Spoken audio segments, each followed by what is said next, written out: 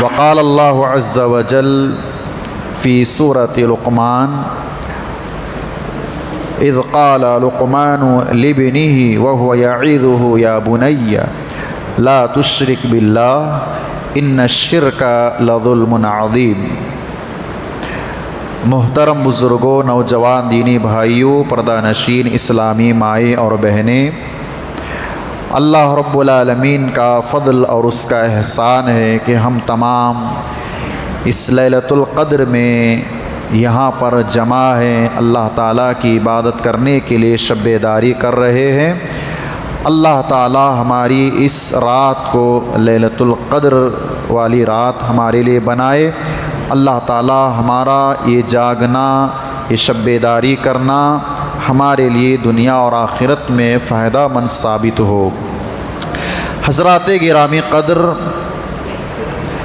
اس سے قبل کی تاقرات میں نے آپ کے سامنے لقمان حکیم کی اپنے بیٹوں کو نصیحت، اس پر کچھ باتیں پیش کی تھیں، اور جو چند نصیحتیں لقمان حکیم کے اپنے بیٹوں کو بقیہ ہیں، انشاءاللہ آپ کے سامنے آج کے اس مختصر مجلس میں پیش کرنے کی کوشش کروں گا۔ تو لقمان حکیم کے بارے میں ہم نے اور آپ نے معلوم کیا کہ یہ ایک حکیم تھے، یہ اللہ والے تھے۔ اللہ تعالیٰ نے انہیں نبوت اور رسالت سے سرفراز نہیں کیا تھا، اور انہوں نے اپنے بیٹے کو بہت ساری نصیحتیں بیان فرمائی تھیں، اور کچھ نصیحتوں کو اللہ تعالیٰ نے اپنے قرآن میں ذکر فرمایا ہے، اور کچھ نصیحتوں کو اسلاف نے احادیث کی روشنی میں نقل فرمایا ہے۔ لقمان حکیم کی جو پہلی نصیحت تھی اپنے بیٹے کو، وہ یہ کہ اے میرے بیٹے، تو اللہ کے ساتھ کسی کو شریک نہ کرنا، اس لیے کہ شرک سب سے بڑا ظلم ہے، سب سے بڑا گناہ ہے۔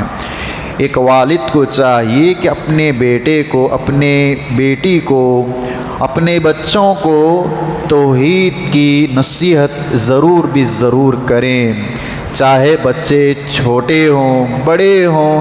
آخری وقت تک ایک باپ کی ذمہ داری ہے کہ اپنے بچوں کو توحید کی طرف رہنمائی کریں، شرک اور شرک کی قباحتوں سے انہیں بچانے اور ان کے اندر شرک کی نفرت پیدا کرنے کی کوشش کریں۔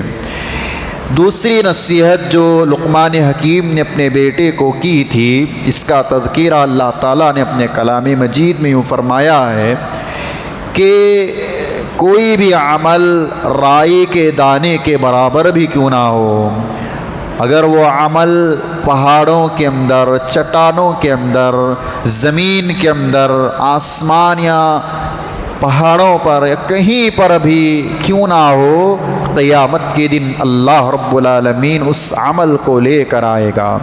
اس سلسلے میں کچھ باتیں آپ لوگوں نے سماعت فرمائی ہیں۔ ہم اور آپ جانتے ہیں کہ ہمارا ہر عمل، ہماری ہر حرکت اللہ رب العالمین کے فرشتے نوٹ کرتے ہیں، لکھتے ہیں، اور اللہ تعالیٰ کے یہاں پیش کرتے ہیں۔ اللہ رب العالمین قیامت کے دن ہمارے چھوٹے بڑے سارے اعمال کو ہمارے سامنے کھول کر کے پیش کرے گا، اور اللہ تعالیٰ نے اسی لیے قرآن مجید کی سورۃ الزلزال میں فرمایا فَمَن يَعْمَلْ مِثْقَالَ ذَرَّةٍ خَيْرًا يَرَهُ، کہ جو انسان دنیا میں ذرہ برابر بھی نیک عمل کرتا ہے تو اللہ تعالیٰ قیامت کے دن اس سے وہ عمل دکھلائے گا۔ قیامت کے دن وہ آدمی اپنا کیا ہوا خیر کا عمل دیکھے گا، اور اللہ تعالیٰ نے آگے کہا وَمَن يَعْمَلْ مِثْقَالَ ذَرَّةٍ شَرًّا يَرَهُ کہ اگر کوئی آدمی دنیا میں ذرہ برابر بھی شر کا کام کرتا ہے، ذرہ برابر بھی گناہ کرتا ہے، تو وہ قیامت کے دن اس گناہ کو، اس ذرے کو دیکھ لے گا۔ ذرے کی تفسیر میں مفسرین نے مختلف اقوال بیان فرمائے ہیں۔ ذرہ کہتے کسے ہیں کہ جس طریقے سے گھر کی چھت پر سوراخ پڑا ہوا ہو اور سورج کی کرنیں اس سوراخ سے گزر رہی ہوں اور ان کرنوں میں جو ذرات اڑتے ہیں جسے ہم صحیح طور پر پکڑ بھی نہیں سکتے، ان ذرات کو بھی اس طرح کا اگر کوئی عمل اس ذرات کے بقدر کرتا ہے تو قیامت کے دن وہ ان اعمال کو دیکھ لے گا۔ اسی لیے ہمیں اور آپ کو چاہیے کہ ہم اعمال کرتے ہوئے اس بات کا خیال کر رہے ہیں کہ ہم جو عمل کر رہے ہیں، چاہے اچھا عمل ہو چاہے برا عمل ہو، اس عمل کے بارے میں ہمیں سوچنا چاہیے کہ قیامت کے دن ہم ان اعمال کو دیکھیں گے۔ اور ہم اور آپ اس آیت پر اور اس وصیت پر غور کریں کہ اللہ رب العالمین ہماری ہر حرکت پر نگاہ رکھا ہوا ہے، ہماری ہر حرکت کو جانتا ہے، ہماری ہر حرکت پر اللہ رب العالمین نے فرشتوں کو لگایا ہوا ہے۔ اللہ تعالیٰ نے قرآن مجید کے اندر فرمایا کرامن کاتبین یعلمون ما تفعلون کہ تمہارے اوپر 2 فرشتے کرامن کاتبین لگا دیے گئے، جو کچھ بھی تم عمل کرو گے وہ لکھیں گے، ان کے اعمال کو درج کریں گے، اللہ تعالیٰ کے یہاں وہ پیش کریں گے۔ اللہ تعالیٰ نے قرآن مجید سورہ کہف میں ایک مقام پر فرمایا کہ قیامت کے دن انسان اپنے اعمال کو دیکھ کر حیران سے کہے گا لا یغادر صغیرۃ ولا کبیرۃ الا احصاها، اپنے نام اعمال کی کتاب کو دیکھے گا اور کہے گا کہ ایک ایسی کتاب ہے کہ اس کتاب نے نہ ہمارے چھوٹے اعمال چھوڑے ہیں اور نہ ہی بڑے اعمال چھوڑے ہیں، ساری چیزوں کو اس کتاب کے اندر درج کیا گیا ہے۔ آدمی لوگوں کے سامنے کرے، لوگوں سے اجھل چھپ کر کے کریں، کہیں پر بھی عمل کیوں نہ کریں، اچھا برا ہر عمل کو فرشتے اس کی کتاب میں لکھ رہے ہیں اور قیامت کے دن اس کے اعمال کو وہ پیش کریں گے۔ اسی لیے میرے بھائیوں، ہمیں اور آپ کو برائی کرنے سے پہلے، گناہ کرنے سے پہلے یہ سوچنا چاہیے کہ میں جو گناہ کر رہا ہوں، میں جو برائی کر رہا ہوں، گرچہ کہ برائی کتنی ہی چھوٹی کیوں نہ ہو، لیکن جس ذات کی نافرمانی اس برائی سے ہو رہی ہے وہ عرش والا رب ہے، وہ اللہ عز و جل ہے کہ میں اس اللہ کی نافرمانی کر رہا ہوں، وہ اپنے عرش پر ہوتے ہوئے مجھے دیکھ رہا ہے، میری ہر حرکت کو دیکھ رہا ہے، میری ہر حرکت کو محسوس کر رہا ہے، میں جو بول رہا ہوں سن رہا ہے، میں جو کر رہا ہوں دیکھ رہا ہے۔ یہ خیال، یہ یقین ایک انسان کے اندر ہونا چاہیے۔ ایک باپ کی ذمہ داری ہے کہ اللہ کی جو نگرانی ہے، اللہ جو دیکھتا ہے، جو سنتا ہے، اس کی جو حفاظت بندوں کی ہے۔ ایک انسان، ایک باپ اپنے بچے کے اندر پیدا کرے کہ بیٹا تم جہاں کہیں بھی رہو، چاہے تم گھر میں رہو، چاہے بازار میں رہو، اسکول میں رہو، مدرسے میں رہو، لوگوں کے سامنے رہو، لوگوں سے چھپ کر کے کیوں نہ ہو، جنگل و بیابان میں کیوں نہ ہو، کوئی گناہ کرنے کا خیال تمہارے دل میں ذرہ برابر بھی آ جائے تو اس بات کو اپنے دل میں پیدا کرنا کہ اللہ تعالیٰ کی نگرانی مجھ پر ہے۔ تیرے ماں باپ تجھے نہیں دیکھ رہے ہیں، تیرے رشتہ دار تجھے نہیں دیکھ رہے ہیں، تیرے دوست احباب تجھے نہیں دیکھ رہے ہیں، تیرے کوئی جانے چاہنے نہ چاہنے والے نہیں دیکھ رہے ہیں، لیکن اللہ تبارک و تعالیٰ تجھے دیکھ رہا ہے۔ ہے، یہ خیال، یہ یقین تیرے اندر ہونا چاہیے۔ ایک باپ کی ذمہ داری ہے کہ اپنے بچے کو اس قدر تعلیم دے کہ اللہ تعالی ہمیں اوپر سے دیکھ رہا ہے۔ ایک استاد نے، شیخ سلیمان الرحیلی حفظہ اللہ، جو جامعہ اسلامیہ مدینہ کے ایک بڑے عالم، بڑے استاد ہیں، مسجد قباء مدینہ کے امام ہیں، وہ فرماتے ہیں اپنے درس میں کہ ایک استاد نے اپنے شاگردوں کا جائزہ لیا کہ شاگردوں کا اللہ تعالیٰ کے بارے میں کتنا یقین ہے، کتنا اعتماد ہے، کتنا اللہ تعالیٰ کو پہچانتے ہیں، اللہ کی ان کے اندر معرفت ہے۔ استاد نے اپنے شاگردوں کو ایک ایک مرغا دیا اور کہا کہ دیکھو، تم میں کا ہر طالب، ہر بچہ ایسی جگہ پر جائے، ایسے مقام پر جائے جہاں پر تمہیں کوئی نہیں دیکھ رہا ہے، وہاں جا کر کے تم مرغے کو ذبح کرنا۔ استاد نے جب یہ کہا تو سارے بچے اپنے ساتھ ایک ایک مرغا لے کر، چھری لے کر گئے۔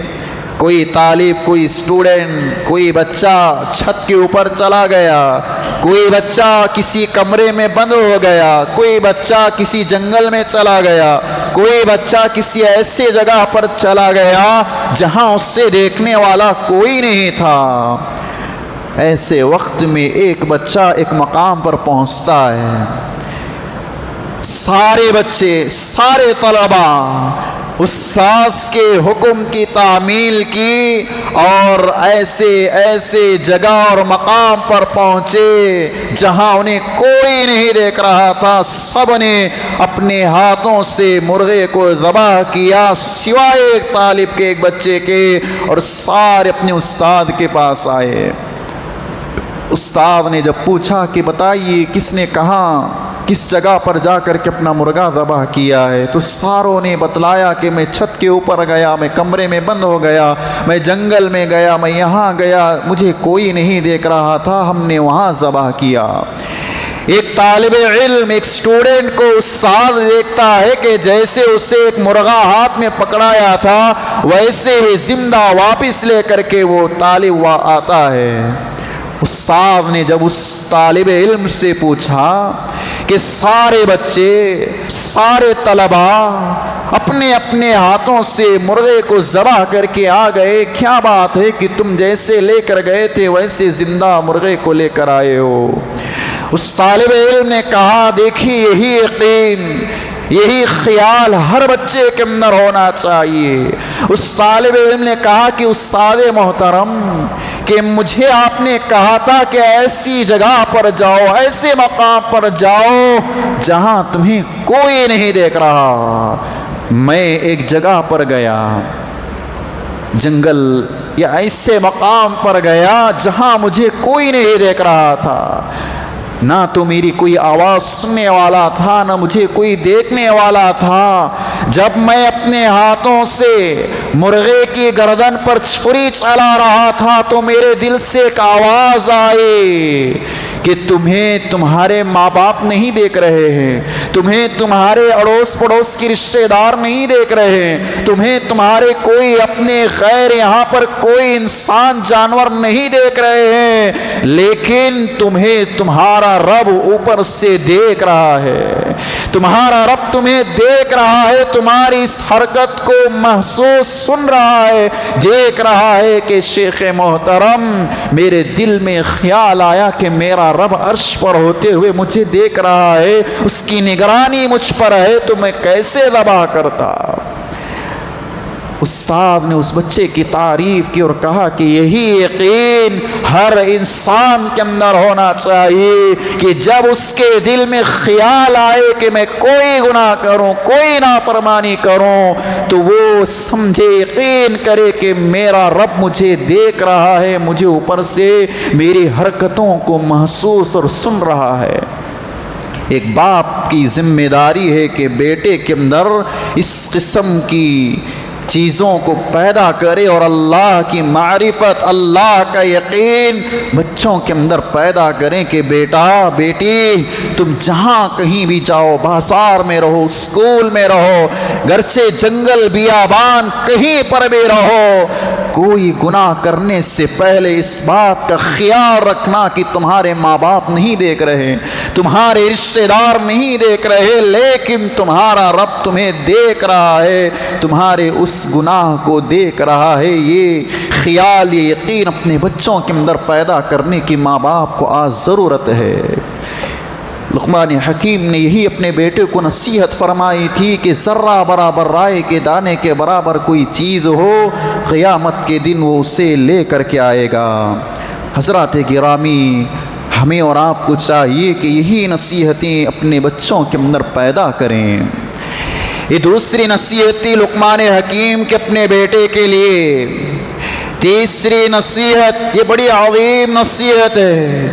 یہاں پر بیٹھے ہوئے جتنے بھی والدین ہیں، چاہے باپ ہو چاہے مائیں ہوں، ہر باپ اور ہر ماں کی ذمہ داری ہے کہ اس نصیحت کو، اس وصیت کو اپنے بچوں کے اندر پیدا کریں۔ لقمان حکیم نے اپنے بیٹے کو نصیحت کرتے فرمایا، یا بنیا، اے میرے بیٹے، اقیم الصلاۃ، اے میرے بیٹے نماز قائم کرتے رہنا، نماز ادا کرتے رہنا۔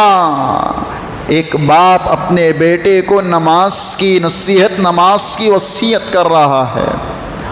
ہم اور آپ سوچیں، ہم اور آپ اپنی زندگی کا جائزہ لیں، کتنے ایسے مواقع، کتنا ایسا موقع ہمارے پاس آیا کہ ہم نے اپنے بچوں کو گھر میں بٹھا کر انہیں نماز کی تعلیم دی ہو، انہیں نماز پڑھنے کا حکم دیا ہو، انہیں نماز کی تربیت کی ہو۔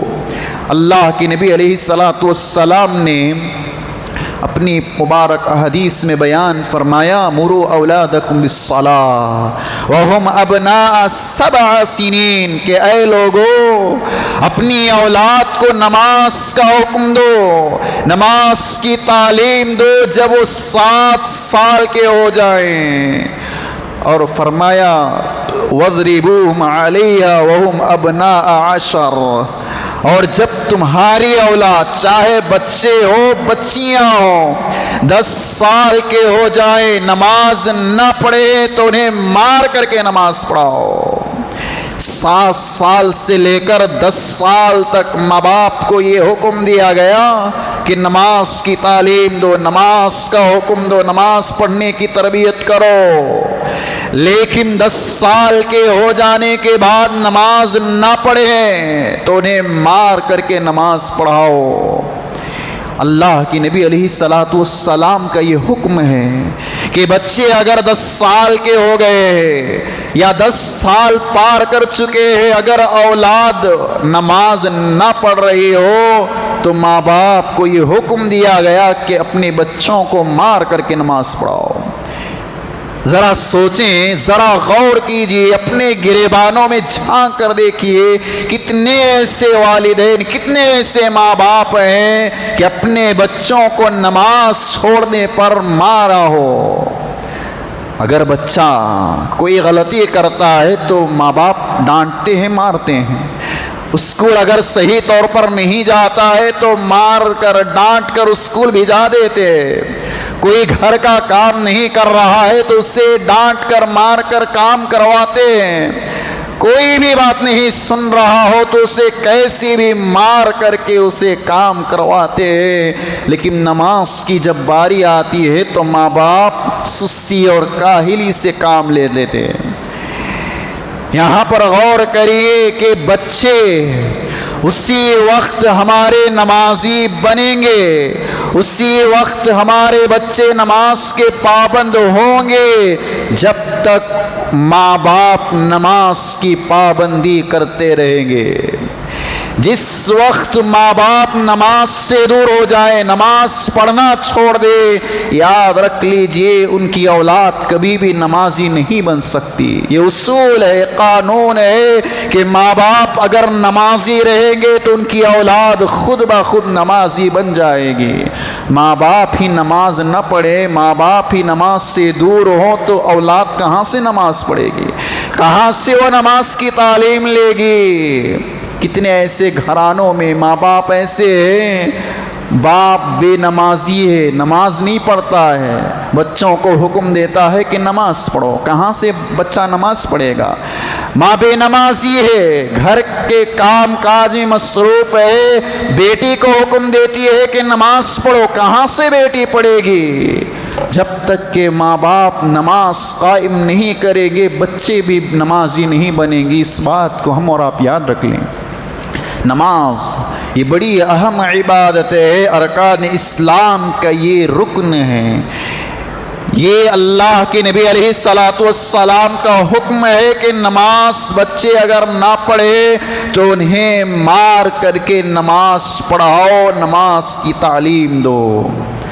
بتائیے کتنے ایسے لوگ ہیں جو آج تک اپنے بچوں کو نماز کے لیے نہ پڑھنے پر مارا ہو، نماز چھوڑنے پر مارا ہو، نماز کے لیے مسجد نہ جائیں اس کے لیے ڈانٹا ہو۔ کم سے کم ہم اور آپ سوچ کر دیکھیں، نماز کوئی معمولی عبادت نہیں ہے۔ اس نماز کی وجہ سے انسان کی کامیابی اور ناکامی کا انحصار ہے۔ قیامت کے دن سب سے پہلے جو اللہ کو جواب دینا ہے وہ اسی نماز کے بارے میں۔ اول ما يحاسب به العبد یوم القیامہ الصلاۃ، قیامت کے دن سب سے پہلا سوال، آپ کیسے تھے دنیا میں، کیا اعمال کرتے تھے، اللہ اس کے بارے میں پہلے نہیں پوچھے گا، سب سے پہلے پوچھے گا کہ تم نے نماز پڑھا ہے کہ نہیں پڑھا ہے۔ نماز کے بارے میں اللہ تعالیٰ پوچھے گا۔ اسی لیے نماز کی اہمیت، نماز کا مقام و مرتبہ ہم اپنے اندر پیدا کریں اور ساتھ ہی ساتھ اپنے بچوں کے اندر بھی پیدا کریں۔ ماں باپ نمازی رہیں گے تو انشاءاللہ ان کی اولاد بھی یقین مانیے نمازی رہے گی۔ اگر ماں باپ بے نمازی ہو جائے، کتنی بھی کوششیں کر لیں، بچے نمازی نہیں بنیں گے، نمازی کبھی نہیں بنیں گے۔ ضرورت ہے کہ ماں باپ پہلے نمازی بنیں، پھر اس کے بعد اپنی اولاد کو نماز پڑھائیں۔ لقمان حکیم نے اپنے بیٹے کو یہی نصیحت فرمائی کہ بیٹا نماز قائم کرنا، نماز پڑھتے رہنا۔ نماز یہ بڑی اہم عبادت ہے، اس نماز کی اہمیت کا اندازہ ہمیں نہیں ہوتا ہے۔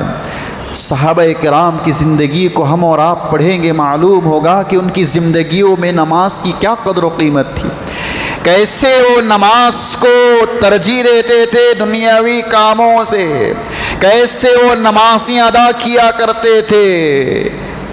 آپ سیرت کا مطالعہ کریں، تاریخ پڑھیں گے، آپ کو کوئی صحابی، کوئی صحابیہ یا کوئی ان کے بچے بے نمازی نہیں ملیں گے، بے نمازی آپ کو ہرگز نہیں ملیں گے، کوئی بھی، چاہے صحابی ہو یا ان کی اولاد ہو، صحابیات ہو ان کی اولاد ہو، اللہ ہے کہ کوئی عذر ہو، کوئی سبب ہو، کوئی بیمار ہو، کوئی شرعی چیز ہو تو اور بات ہے۔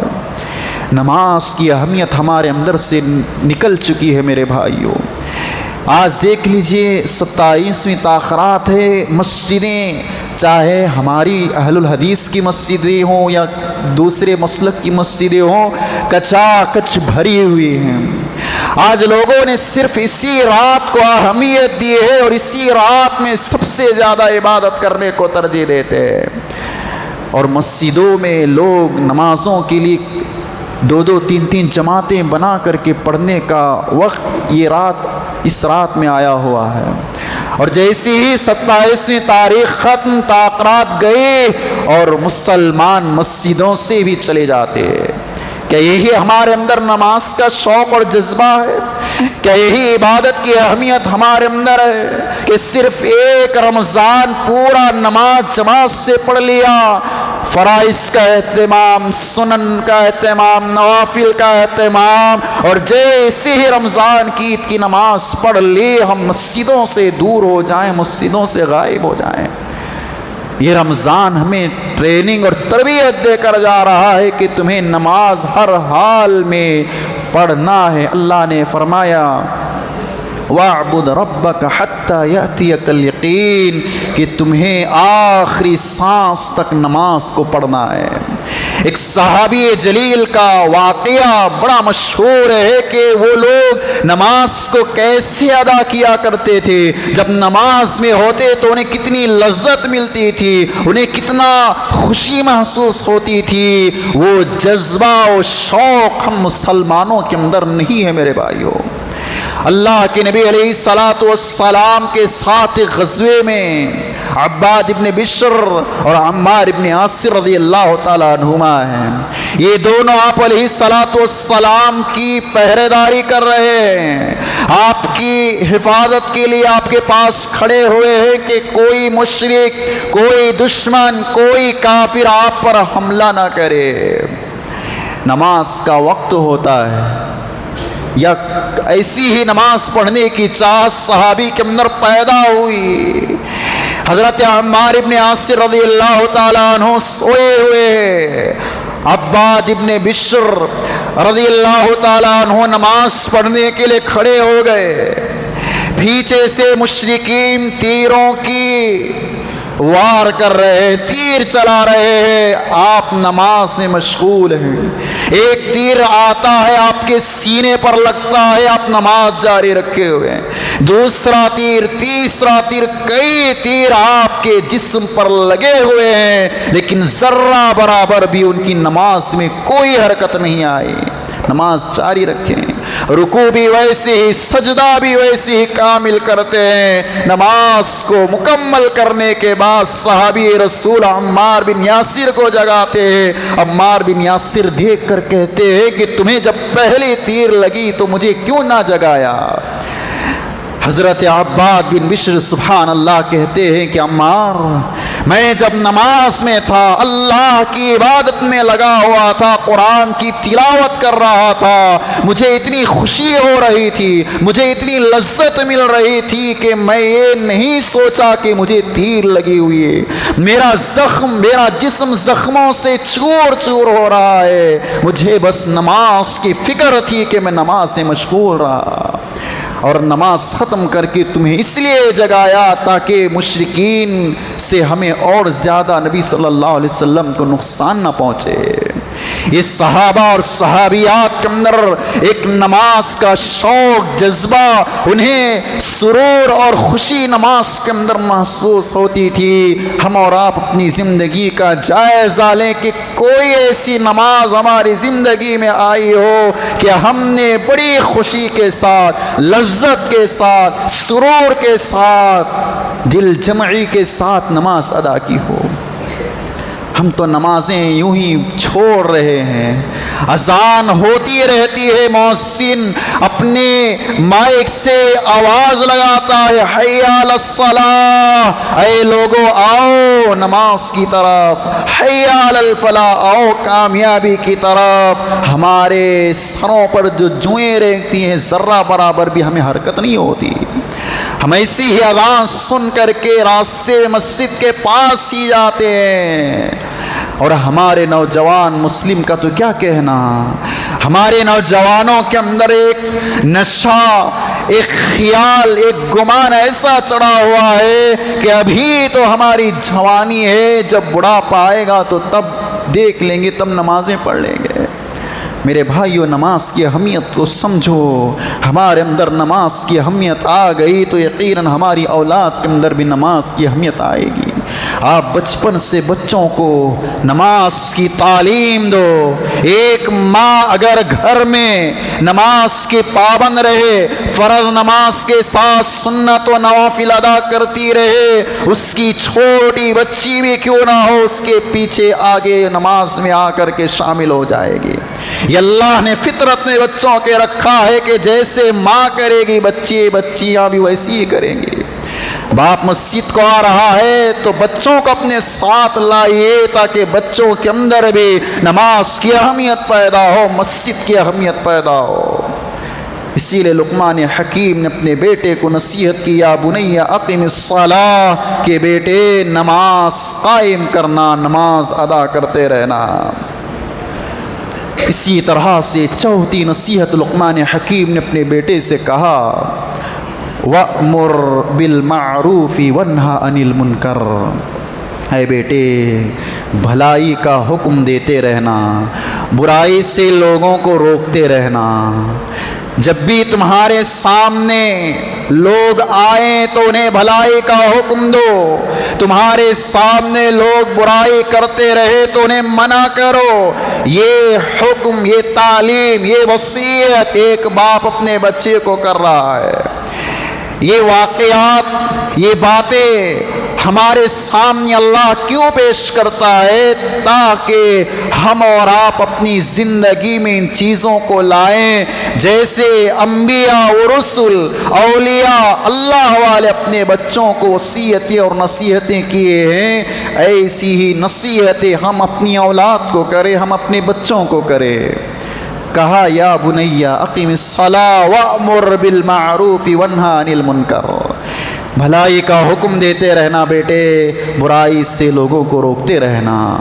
اللہ تبارک و تعالیٰ نے ہمیں اور آپ کو جو دنیا میں وجود بخشا ہے، اللہ کے رسول علیہ الصلاۃ والسلام کی امت کو اللہ تعالیٰ نے کیا کہا؟ کنتم خیر امہ، کہ تم سب سے بہترین امت ہو۔ جتنے بھی اس دنیا میں امتیں آئی ہیں سب کو یہ لقب اللہ تعالیٰ نے دیا تھا، بنی اسرائیل کو بھی دیا تھا، قوم عاد، سب کو اللہ تعالیٰ نے یہ لقب دیا تھا، لیکن انہوں نے کار خیر کا کام نہیں کیا، برائیوں سے اپنے آپ کو، لوگوں کو نہیں بچایا، تو اللہ تعالیٰ نے اس لقب سے انہیں محروم کر دیا۔ اور آخر میں اللہ تعالیٰ نے نبی کریم صلی اللہ علیہ وسلم کی امت کو یہ لقب دے دیا، کہا کنتم خیر امہ، کہ تم سب سے بہترین امت ہو۔ جتنی امتیں روئے زمین پر آئی ہیں، سب سے بہترین امت اگر کوئی ہے تو امت محمدیہ ہے۔ کیوں؟ کنتم خیر امت اخرجت للناس، تم لوگوں کے لیے پیدا کی گئی ہو، لوگوں کے لیے تمہیں پیدا کیا گیا ہے۔ تأمرون بالمعروف وتنہون عن المنکر، کہ تم لوگوں کو بھلائی کی طرف بلاتے ہو اور لوگوں کو برائیوں سے روکتے ہو، یہ تمہارا خاصہ ہے۔ لوگ نماز نہیں پڑھ رہے ہیں تو تم نماز کے لیے بلاتے ہو، لوگ اگر روزہ چھوڑ رہے ہیں تو انہیں روزہ رکھواتے ہو، لوگ اگر صدقہ و خیرات نہیں کر رہے ہیں تو انہیں صدقہ و خیرات کا حکم دیتے ہو، لوگ اگر اپنے مالوں کی زکوٰۃ نہیں دیتے ہیں تو تم انہیں زکوٰۃ دلواتے ہو، لوگ اگر حج و عمرہ کرنے کی طاقت رکھنے کے باوجود حج و عمرہ نہیں کرتے ہیں تو تم انہیں حج و عمرہ کرنے کی تعلیم دیتے ہو۔ اس طرح ہر خیر کا کام کرنے کا حکم تم امت محمدیہ دیتے ہو۔ اگر لوگ برائیوں میں مبتلا ہیں، شراب لوگ پی رہے ہیں، چوری کر رہے ہیں، سٹہ بازی کھیل رہے ہیں، سگریٹ نوشی، تمباکو، بیڑی، سگریٹ، اس قسم کی جو برائیاں تمہیں دیکھ رہے ہو، تم ان سے منع کرنے والے ہو۔ اللہ نے کیا کہا کہ تم ان تمام برائیوں سے لوگوں کو روکنے والے ہو۔ آج مسلمانوں کا جائزہ لیں، مسلمانوں کا اللہ نے حکم دیا ہے، مسلمانوں کو اس لقب سے نوازا ہے کہ بہترین امت ہو، کہ تم بھلائیوں کا حکم دیتے ہو، برائیوں سے روکتے ہو۔ کتنے ایسے مسلمان ہیں جو خود برائیوں میں مبتلا ہے، کتنے ایسے مسلمان ہیں جو شراب کی لت میں پڑے ہوئے ہیں، کتنے ایسے مسلمان ہیں جو بیڑی سگریٹ کی لت میں لگے ہوئے ہیں، کتنے ایسے مسلمان ہیں جو سٹہ بازی میں پڑے ہوئے ہیں، کتنے ایسے مسلمان ہیں جو جوا کھیلنے میں لگے ہوئے ہیں، کتنے ایسے مسلمان ہیں جو سودی کاروبار کر رہے ہیں، کتنے ایسے مسلمان ہیں جو سودی لین دین کھاتے کھلاتے ہیں۔ کتنے ایسے مسلمان ہیں جو مختلف برائیوں میں، فتنوں میں، شہوات و شبہات میں پڑے ہوئے ہیں۔ اللہ نے کہا ہے کہ مسلمان تم دوسروں کو برائیوں سے روکتے ہو اور خود مسلمان آج برائیوں میں مبتلا ہیں۔ اللہ رب العالمین نے یہ امت محمدیہ کو خاص توفیق دی ہے کہ یہ بہترین امت ہے، یہ اللہ کا احسان ہے، اللہ کا کرم ہے اس امت پر۔ اللہ کی نبی علیہ الصلوۃ والسلام نے حدیث میں فرمایا، من رآ منکم منکرا فلیغیرہ بیدہ، دیکھو تم میں سے کوئی آدمی اگر کسی کو برائی کرتا ہوا دیکھے، کوئی سامنے گناہ کر رہا ہے تو اسے چاہیے کہ اپنے ہاتھ سے منع کرے، ہاتھ سے روکے کہ بھائی اس طرح نہیں کرنا ہے، یہ گناہ ہے، یہ برائی ہے، یہ نافرمانی ہے، تمہیں اس سے رکنا ہے۔ فَإِن لَّمْ يَسْتَطِعْ فَبِلِسَانِهِ، اگر تم ہاتھ سے نہیں روک سکتے تو کم سے کم زبان سے بولو، زبان سے کہو کہ بھائی یہ برائی ہے، اسے مت کرنا، چھوڑ دو۔ وَإِن لَّمْ يَسْتَطِعْ فَبِقَلْبِهِ وَذَلِكَ أَضْعَفُ الْإِيمَانِ وَكَمَا قَالَ رسول اللہ صلی اللہ علیہ وسلم کہ اگر ہاتھ سے نہیں روک سکتے، زبان سے نہیں روک سکتے تو کم سے کم اس چیز کو دل میں تو برا جانو کہ ایک برائی ہے، یہ شخص کرنے والا برا کام ہے۔ یہ ایمان کا سب سے کمزور ترین حصہ ہے کہ آدمی اپنے دل میں اس چیز کو برا جانے۔ لقمان حکیم نے اپنے بیٹے کو یہی فرمایا ہے، امر بالمعروف اور نہی عن المنکر کا کام تم ضرور کرتے رہنا۔ لوگ شرک میں مبتلا ہیں، شرک میں پڑے ہوئے ہیں، تو تمہیں شرک سے انہیں بچانا ہے، شرک کرنے سے انہیں روکنا ہے، توحید کی تعلیم انہیں دینا ہے، توحید کی طرف انہیں بلانا ہے۔ لوگ اگر غیروں کے پاس جا رہے ہیں، اپنے ماتھوں کو ٹیک رہے ہیں، سجدے کر رہے ہیں، تمہیں چاہیے کہ تم انہیں ایک اللہ عز و جل کے سامنے ان کے ماتھوں کو جھکانا ہے، ایک اللہ کی عبادت کی طرف بلانا ہے۔ یہ امر بالمعروف اور نہی عن المنکر کا کام ہر مسلمان کو کرنا ہے۔ پھر فرمایا، لقمان حکیم نے اپنے بیٹے کو 5ویں نصیحت کی، کہا وَاصْبِرْ عَلَىٰ مَا أَصَابَكَ، اے بیٹے دیکھ تکلیفیں آئیں گی، مصیبتیں آئیں گی، پریشانیاں آئیں گی، صبر کرتے رہنا، صبر کے دامن کو نہیں چھوڑنا، مضبوطی کے ساتھ ٹکے رہنا۔ امر بالمعروف اور نہی عن المنکر کا کام کرو گے تو اذیتیں دی جائیں گی، تکلیفیں پہنچیں گی، مصیبتوں کے پہاڑ ٹوٹ پڑیں گے، لیکن صبر کرتے رہنا۔ صبر کا دامن کبھی لبریز تمہارا نہیں ہونا چاہیے، صبر کو نہیں چھوڑنا، صبر کرتے رہنا۔ لقمان حکیم نے اپنے بیٹے کو کہا کہ تم اذیتوں پر، تکلیفوں پر برداشت کرنا اور صبر کرتے رہنا۔ اللہ نے صبر کرنے والوں کے بارے میں کیا فرمایا؟ انما یوفی الصابرون اجرهم بغیر حساب، کہ جو لوگ تکلیفوں پر، مصیبتوں پر، پریشانیوں پر صبر کرتے ہیں، اللہ تعالیٰ نے بے حساب اجر دیتا ہے، بے حساب ان گنت اجر اللہ رب العالمین ایسے لوگوں کو عطا فرماتا ہے۔ محترم حضرات، جو لوگ صبر کرتے ہیں نا، تکالیف میں، مصیبتوں میں، پریشانیوں میں، اللہ رب العالمین ان کے ساتھ ہوتا ہے۔ اسی لیے اللہ نے کہا ان اللہ مع الصابرین، کہ اللہ تعالیٰ صبر کرنے والوں کے ساتھ ہوتا ہے۔ اسی لیے ہمیں بھی صبر کرتے رہنا چاہیے۔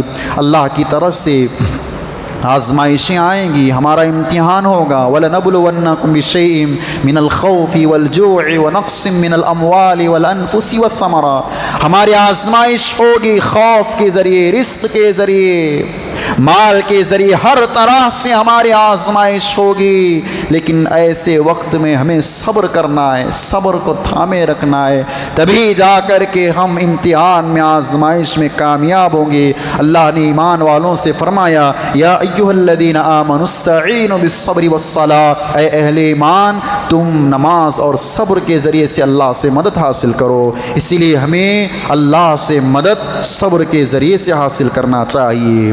اسی طرح 6ٹھی نصیحت لقمان حکیم نے اپنے بیٹے کو کی، کہا وَلَا تُصَعِّرْ خَدَّكَ لِلنَّاسِ، اے بیٹے لوگوں کے سامنے اپنے گال پھیلا کر، سینہ اکڑا کر، سینہ چھوڑا کر کے مت پھر، اپنے آپ کو اکڑا کر یا اپنے آپ کو انانیت میں مبتلا کر کے کبر و غرور کے ساتھ مت پھر۔ ولا تمشی فی الارض مرحا، تکبر کے ساتھ، گھمنڈ کے ساتھ اتراتے ہوئے زمین پر مت چل۔ ان اللہ لا يحب کل مختال فخور، اللہ تعالیٰ تکبر کرنے والے شیخی خور کو کبھی محبت نہیں کرتا ہے۔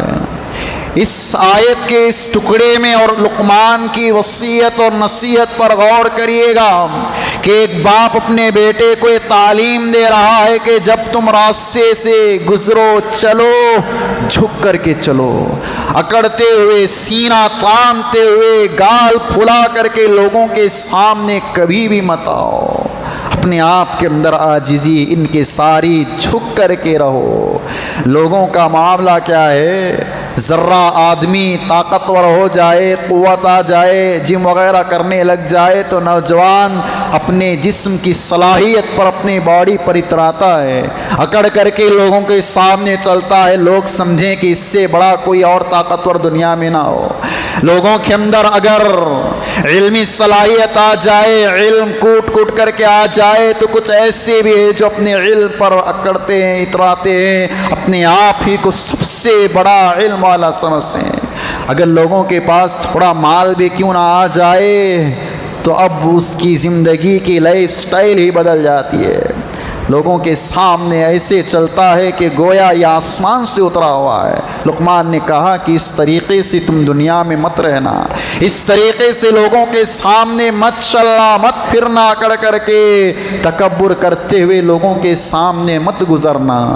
یہ ایک باپ کی ذمہ داری ہے کہ اپنے بیٹے کو یہ نصیحت کرے کہ تم دنیا میں رہتے ہوئے زمین پر اکڑتے ہوئے مت چلنا۔ اور اللہ تعالیٰ نے ایک مقام پر کیا ہی بہترین فرمایا ہے سورہ اسراء میں، وَلَا تَمْشِ فِي الْأَرْضِ مَرَحًا إِنَّكَ لَن تَخْرِقَ الْأَرْضَ وَلَن تَبْلُغَ الْجِبَالَ طُولًا، کہ تم لوگ زمین پر مت اکڑ کر کے چلو، تمہارے اندر اتنی طاقت نہیں ہے کہ تم زمین کو پھاڑ سکو اور پہاڑ کی بلندیوں پر پہنچ سکو، تمہارے اندر اتنی طاقت نہیں ہے۔ اللہ نے کہا کہ تم زمین پر اکڑ کر کے مت چلو۔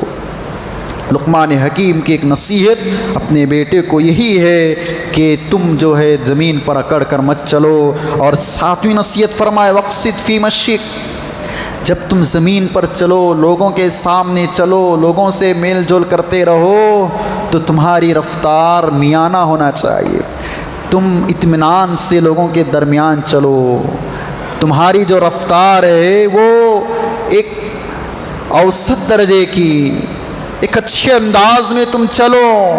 یہ ایک وصیت، ایک نصیحت اپنے باپ یعنی لقمان نے اپنے بیٹے کو کہی، وقصد فی مشیک، تم چلو تو میانہ روی اختیار کرتے ہوئے چلو۔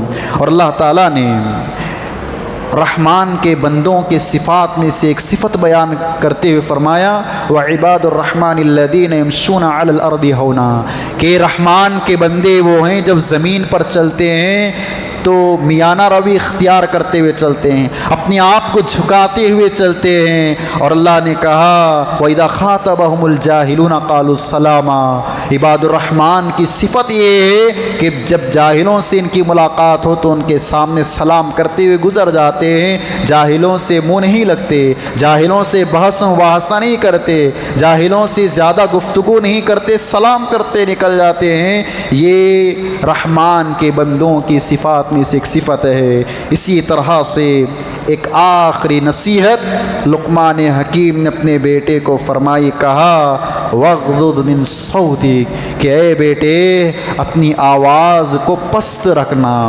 اپنی آواز کو اونچی بلند لوگوں کے سامنے مت کرنا، بات کرو تو آہستہ سے، سکون سے، اطمینان سے بات کرو، چلاتے ہوئے، چیختے ہوئے گویا لوگ سمجھیں کہ اسی کی سب سے زیادہ آواز اور یہی سب سے زیادہ پہلوان ہے، اس طرح کا رویہ اختیار مت کرو۔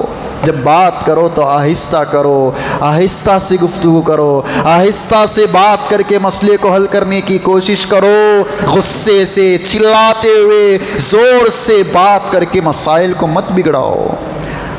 آواز یہ اللہ کی عظیم نعمت ہے، اس آواز کا بھی صحیح استعمال کرنا چاہیے۔ کچھ ایسے لوگ ہیں کہ آوازوں کو بھی غلط استعمال کرتے ہیں، کوئی گدھے کی آواز نکال کر کے بات کرتا ہے، کوئی کتے کی آواز نکال کر کے بات کرتا ہے، کوئی کسی جانور کی آواز نکال کر کے بات کرتا ہے۔ یہ عموماً ہمیں اور آپ کو فلمی اداکاروں میں ملتے ہیں۔ اللہ تعالیٰ نے اس کے بعد آگے فرمایا ان انکر الاصوات لصوت الحمیر، سب سے غلیظ، سب سے بدترین، سب سے خبیث اگر کسی کی آواز ہے تو وہ گدھے کی آواز ہے۔ گدھے کی آواز سب سے بدترین آواز ہے۔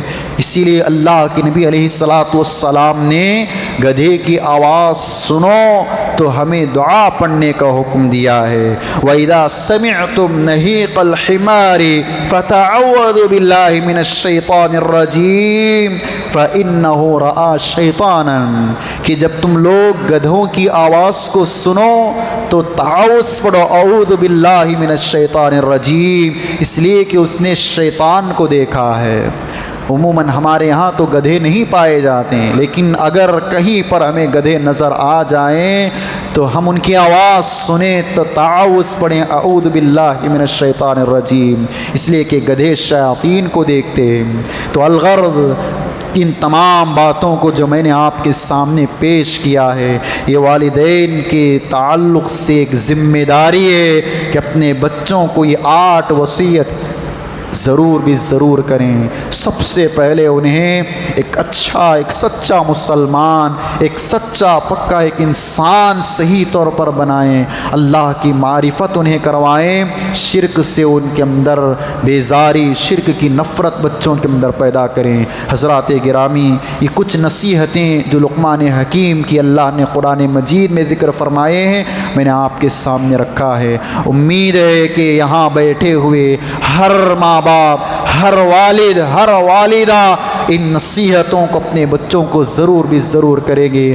آج ماں باپ اپنے بچوں کے لیے وقت کم دیتے ہیں، کام کاج میں، پڑھانے میں، لکھانے میں اور دیگر دنیاوی اعتبار، دنیاوی کاموں میں ماں باپ مصروف ہوتے ہیں۔ بچے بیچارے ماں باپ کی تربیت کہاں پائیں گے، ماں باپ کا پیار، ماں باپ کی محبت، ماں باپ کی تعلیم کہاں پائیں گے جب آپ ماں باپ بچوں کے لیے تھوڑا وقت دیں گے اور یہ چیزیں انہیں سکھائیں گے تو یقیناً بچے دیندار بنیں گے، یقیناً بچے اللہ والے بنیں گے، یقیناً بچے توحید پرست بنیں گے، یقیناً بچے نمازی بنیں گے۔ اگر بچے چھوٹے ہیں چھوڑ دیں، جوانی کی عمر تک ایسی چھوڑ دیں، بچے ہاتھ سے نکل جائیں گے، بگڑ جائیں گے، ماحول کے اندر گھل مل جائیں گے اور بعد میں ماں باپ افسوس کریں گے کہ ہمارے بچے ہاتھ سے نکل گئے، ہمارے بچے چلے گئے، ہماری بات نہیں سنتے ہیں،